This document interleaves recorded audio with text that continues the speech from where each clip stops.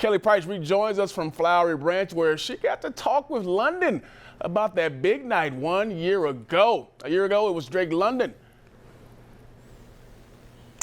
Yeah, a year ago it was Drake London shaking Roger Goodell's hand as he walked across that stage in Las Vegas, but that was just the beginning of his night. I sat down with Drake to look back on that roller coaster of emotions type day that he had and learn about the things you kind of don't see on TV when you become a first-round draft pick. What's kind of the first thing that you remember, what you remember most?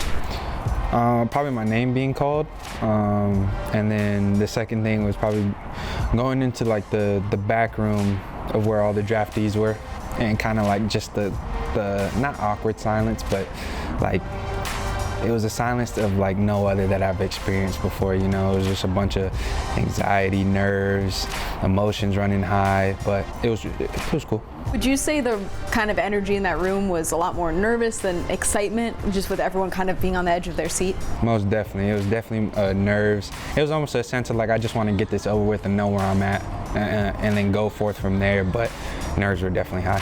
What's something about that, being in that scenario, that you didn't expect, or something that maybe they don't show on TV?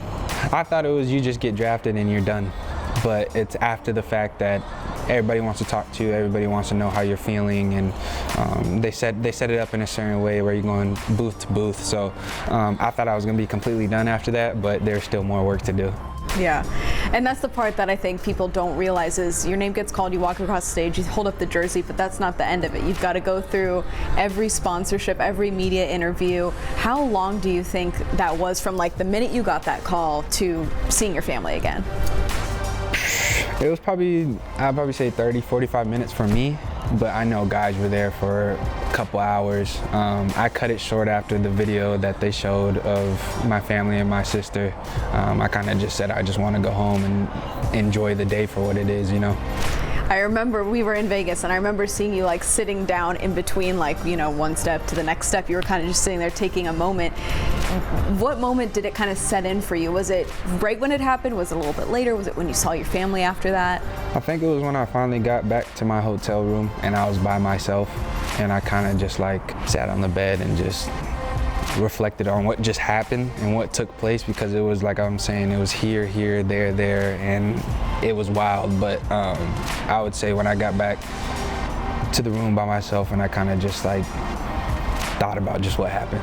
So when you left, what did you do after you left? You went home with your family and probably had dinner or something? So I had my jersey in my hand, jersey I got picked in, or whatever it was, the Falcons jersey.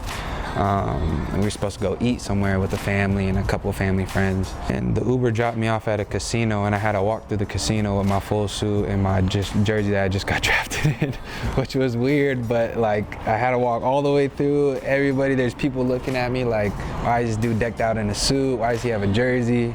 Some people were connecting the dots. And then I ate, and then I had a lot of my friends from back home who came out.